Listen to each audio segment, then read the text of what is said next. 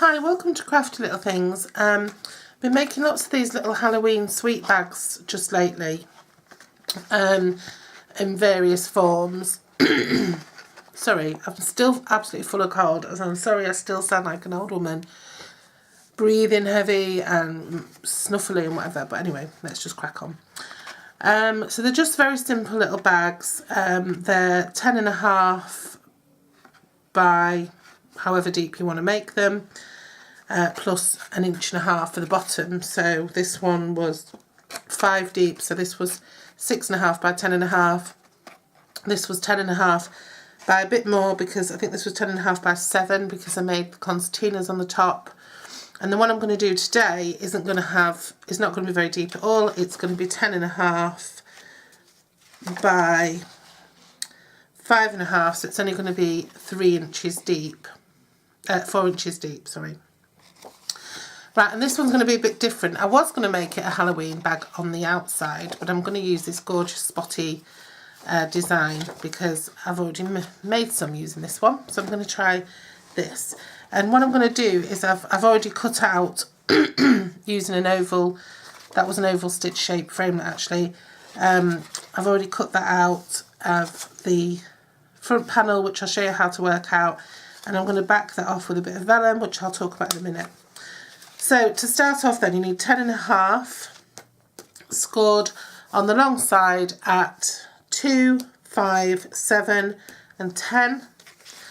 And then on the short side it needs to measure 5.5, and it needs to just be scored at 1.5 to make the bottom.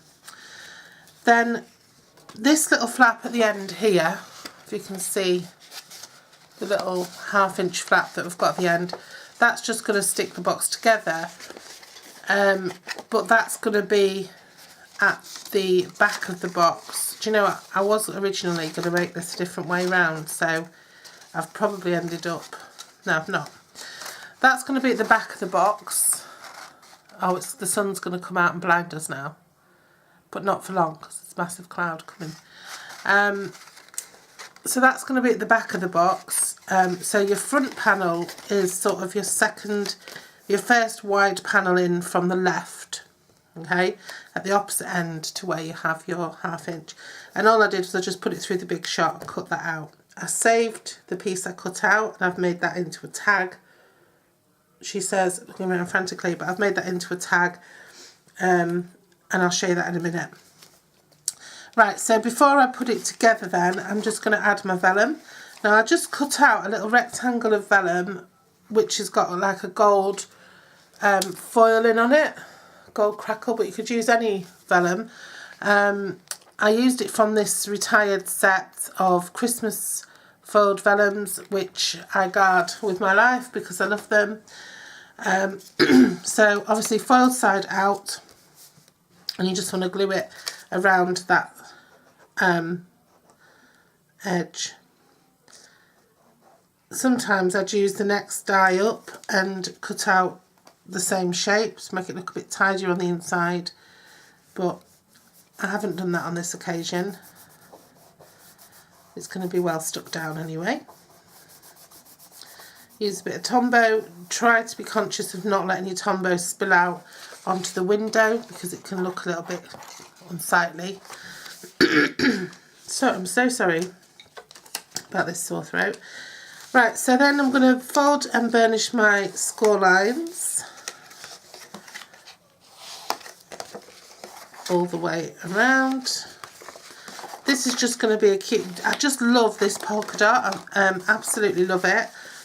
And I was, like I said, I was going to make it use the more traditional Halloween side of it. I mean, it's still going to be a Halloween bag because it's still got that inside of it. But yeah, I just wanted to use the black polka dot side. So on our long thin strip side, we just want to cut out this little long thin piece at the end, and then just notch those in, and then it's simply cut up our score lines until we reach the first horizontal.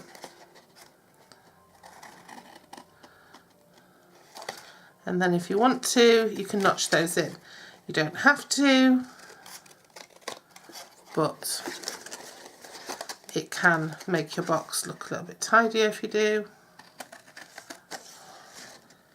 And I say this every time I do this, if you're really, really precise with your cutting and scoring and folding and gluing, you probably don't need to notch in, but not all of us are. So this just helps. It also reduces some bulk sometimes, depending on what you're using and what you're making. So sometimes you'll see people will advise you to notch in, and it won't be to get it straight, it'll be to reduce some bulk. So, oops, it's stuck to my board. Right, so now we're going to glue it together. This is such a simple project. Believe me, this is something you could make lots of very quickly. So I'm going to glue the outside of that flap there. I am so sorry that the sun keeps coming and going. Just fold over, join that up. And then obviously this is the front, this wants to go down last. So depending on what you want it to look like, because I reduced some of that bulk by, I could have made that 2 inches, but I didn't see the point. Yeah, so what I'm going to do is I'm just going to fold my 2 end flaps in first, stick some glue on there. Just be mindful of not putting glue where there isn't anything to stick it to, because obviously that'll just come through and make a gluey mess inside your box. And then just pop some glue on the front flap that you're going to fold down, and fold that down. Now this box could be great for sweets, it could be great for you know, if you're gifting somebody a little Halloween piece of jewellery, or I don't know, it seems weird to some people, but there are pumpkins and witches and all sorts of things that you can get for Pandora bracelets and other charm bracelets. And then I'm just going to pinch that in, and because it's just DSP, it'll pinch in nicely without scoring. You could score it if you wanted to, but I'm just going to pinch it in. And that's it really, that's our little box. And then I made a little tag. I used the stitch shape frame that I cut out.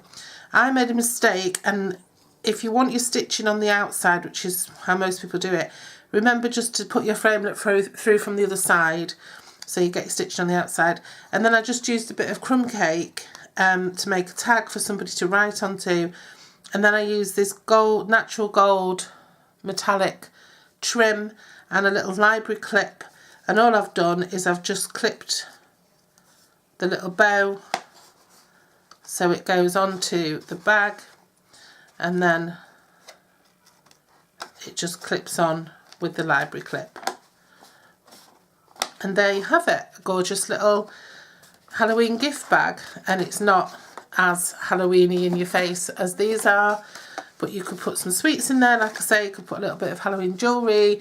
You could surprise somebody with an engagement ring who particularly loves Halloween, who thinks they're getting sweets and it's not what's inside.